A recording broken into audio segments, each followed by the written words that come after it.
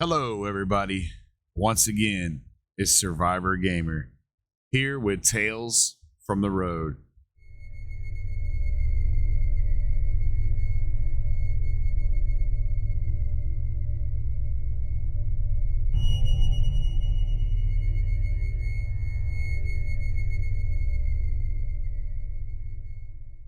Today, I have a guest, and his name is Anthony Rogers, aka the Tadpole. Good morning, Anthony. How you doing? What's up, Rob? How you doing, brother? I'm good, buddy. Today, I would like you to go over a tale from the road that you once told me, and I'm gonna set the stage for everybody. Um, this is a good friend of mine, and he drives trucks. He's got quite a few years of experience. He's been on the road a while, and I'm just gonna pretty much let him turn the floor over to you. So, go ahead, buddy.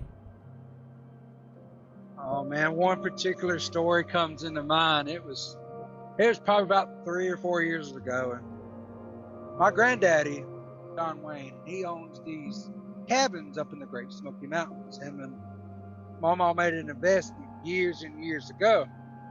Well, every year we make it a tradition, go to the cabins during the summer, and we camp and fish and hunt. And we just have a really good time. Now, is this your Well, when it is gets this your biological grandfather, or is it your step grandfather? And this person's been in your family for your whole life, right? He's been in my life for over 15 years. He's my step grandfather. Yeah, Okay. he's my And grandpa's grandpa. and how old is the cabin? That cabin was built back in 1961. So we're gonna go up there, and you're doing a summer, and you're gonna be doing camping and stuff like that. You guys drive the rigs up there, or what do you do? Oh yeah, we'll take the rigs up there and we'll wash the rigs. And we'll sit there. We'll do what little work we need to get done to them, so that way when it's time to get back on the road again, we ain't got to worry about it.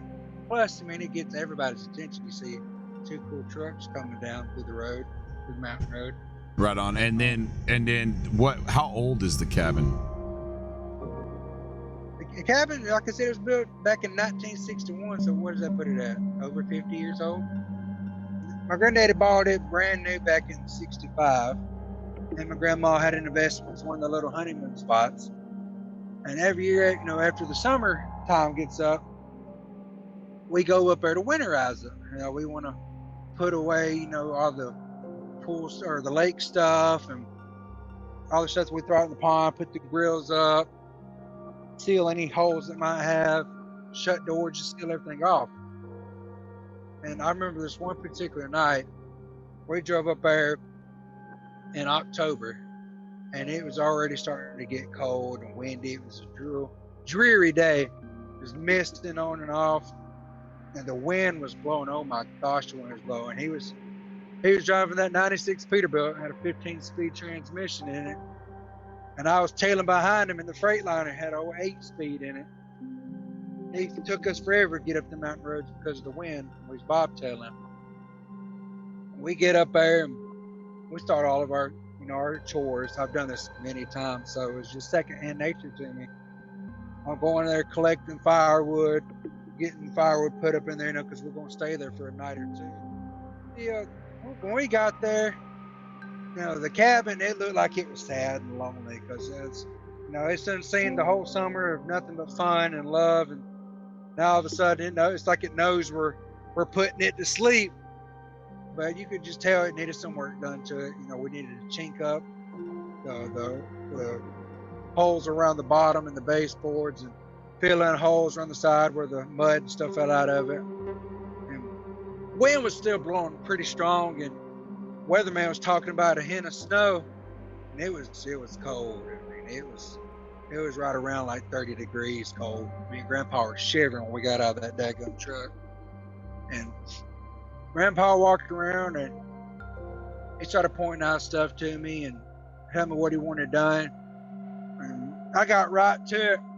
We started laughing and telling jokes and stuff. And then all of a sudden, we got quiet. Something felt really, really weird. And we just didn't know what it was. It was right around dusk. We got there around lunchtime, and we done work outside. We picked up the limbs and stuff, and was trimming limbs so they didn't fall on the roof, and we was putting away everything that needed to be put away, securing everything. It was about dusk, and we got that weird feeling. He looked at me, I looked at him, and we got quiet for a little bit. And then we went back to work. We started talking again, kind of shrugged it off, like, maybe it's just something that passed. I think we both felt at the exact same time because we looked at each other at the exact same time and got quiet at the exact same time. It seemed like the birds quit chirping for a second. It seemed like it got darker a little faster. We both stopped talking at the same time. He shivered a little bit, and it felt like a heavy presence had shrouded me. And I couldn't talk. I felt like something bad was going to happen, and I wasn't sure. And it scared me for a minute, and then it went away. We got back to normal. I grabbed a wagon full of wood and pulled it around because like I said, we was going to stay there for about 2 or 3 days. And I pulled the wagon inside and dumped the wood by the fireplace, and I start kindling a fire up. He's pulling water from the spring and getting that ready so we can cook and maybe get a bath, Mind you, this cabin was built back in the 60s. So it's mainly an open floor plan. Granddaddy done some changes to it. So there was like 2 separate bedrooms and a bathroom because the original cabin, they didn't have indoor plumbing. So there was a outhouse outside. So this was a true country out in the middle of nowhere in the woods cabin that truckers would go to, you and your grandfather, share a moment, eat some food, relax, get the road off your back, and then, put it up to rest and so forth. It's been in the family. And exactly. Right. And to digress back to that original moment, around dusk, you have a feeling that something is not quite right. It did not feel right. We was already kind of sad. It's always sad when, you go from having fun to, you got to patch it up and you got to wait again so you can have fun again. And, just that feeling made us feel a little bit worse because we knew we was about to have to go our separate ways for a while because he was heading up to Vermont and I was about to head out to Oregon. And it's Grandpa. You don't want to miss him. You don't want to leave him, but you got work to do. And then there's just one big room up there, the kitchen and all that it's something small.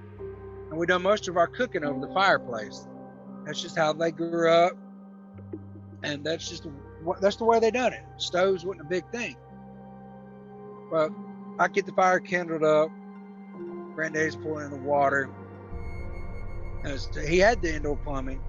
He had running tap water, but we didn't want to use that. We like the spring water because it's clear, it's nice and cold, and it tastes better. I finally get the fire going good, and I got the Dutch oven over in the fire. We're going to make us some cornbread. And we're sitting there talking. He's telling me old trucking stories about the day. And it's probably about 8:30, 9 o'clock that night.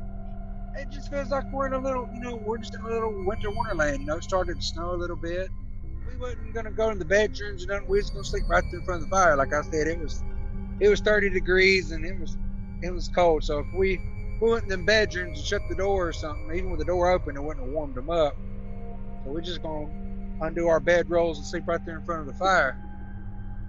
But while we're sitting there drinking coffee and stuff, that heavy feeling comes back again. He gets quiet, looks at me, I look at him, I get quiet, and we look at each other and we're thinking the same thing. What the hell is this feeling? About that time, I'll set my coffee cup down and I'll look up to talk to Granddaddy, and that bedroom door just slowly opens up. You hear it squeak a little bit. That's what caught my attention. That door opened up ever so slowly. I looked up, my hair stood up again. That door shut again. Granddaddy looked at me, I looked at him, and he's like, I guess it was the wind. I guess we didn't seal all the holes. And I agreed with him. Maybe we just didn't do a good job sealing. So we walked around the inside to make sure that we sealed everything. And everything looked so good so far. We put a little extra chink chink, for all you that don't know, it's an adobe mud mixture that they put in between the logs to seal it off from bugs and the cold and heat and all that good stuff. And we sealed everything up even more, put extra stuff on it. And we sit back down again. By that time, cornbread's done cooking. Cornbread is done cooking. Granddad, I put some Kaneka sausage and stuff on a little hot plate. We're gonna have Kaneka sausage, some rice, and cornbread, and drinking coffee.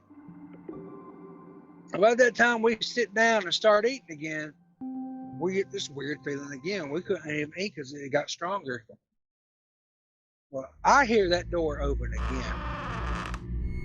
And I tell Granddad, I'm like, that's not the wind, Granddaddy. Well, when I look at that door, I swear my throat jumped down to my butthole, because I looking from the top corner of that door frame, I see this little face peeking down, like it's upside down. It was long and round and pale, and all you seen was just dark where the eyes would be at, like the dark sockets, and it's the thing you would see out of a horror movie. It gives me shudders even think about it now. Kind of down and across. It was in the master bedroom across the cabin. Just imagine a cabin. So you walk in the front door, and immediately by the front door, you look to the right. There's the master bedroom. Then right next to the master bedroom, there's another small bedroom. Then right there beside the bedroom in the corner, there's a little bitty bathroom. Then the whole space to your left pretty much is just one big open room. There's a little bitty loft upstairs where we stored stuff. It's coming from the master bedroom right there by the front door. And it looks like it's like hanging upside down inside the room, in a sense, you know? And it's peeking out from the top of the door frame, but we're across the room. And Granddaddy's sitting there, and he looks at me, and I look at him. And that door shuts again, then it opens back up. And we see that face again, and then it grins. It was giving me chills now just thinking about it, man. That face right there is just something that would haunt you for the rest of your life. That's a good thing I believe in Jesus, because I'm pretty sure that thing would have got us that night. But Granddaddy looked at me, and I looked at him, and we decided right then and there that cabin wasn't worth it. Granddaddy, he left the fire burning. We grabbed our bedrolls. He walked out the door and threw a torch in there. He burnt that cabin to the ground. We watched it burn to the ground. And while we were sitting there watching it, we noticed little bitty streaks running right there where that bedroom was, little black streaks running out of the house. And we knew then and there that something evil had possessed the house. We don't know how, we don't know why. All we knew is that it was bad. With this, you see it peeking out. It's looking at you. It's tilting its head. It might even be grinning. And you're like, no, absolutely not. You literally get up. You literally pack your stuff immediately, go outside. And did you use gas or matches, or what did you do? He threw a box of matches in there. He threw it right there in that window. And you guys just burned it straight, yeah. Most people would not have done that. They would have probably stayed around, but you guys are sounding like you're smart. So after you burn the cabin, you see all this stuff coming out of it.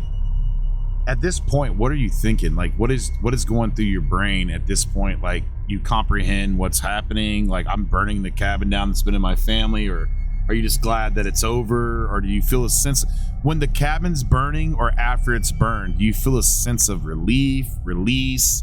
Is there a better presence in the air, or is it just really heavy at that point? We felt more of a release, and I mean, I was kind of sad too, because I mean, don't get me wrong, Granddaddy's got 2 or 3 of these cabins up there. That was just the one we spent the most at because it had the biggest lake. And I felt relief after it was done, but I felt sad at the same time because it's like a piece of my childhood was gone. You know, we didn't even walk out the front door. We went through that little bitty back door where the lean-to is, and walked around for the trucks, threw our stuff in the cabs. And we watched it burn to the ground, and Granddaddy said a prayer because we knew that thing was not of this world. It was evil, whatever it was. Right. We waited till it burnt down. He got in that Peterbilt. I got in that Freightliner, and we grabbed the gear and hauled ass down that mountain. We never went back there again. And in the Appalachian Mountains. Yep, up in the Great Smoky Mountains, part of the Appalachian Range. So just remember, guys and gals, the next time you're in the Appalachian Mountains, near the Smokies, maybe on the 40, and you look up into the woods, you might be able to look for a cabin, see a fire burning to this day.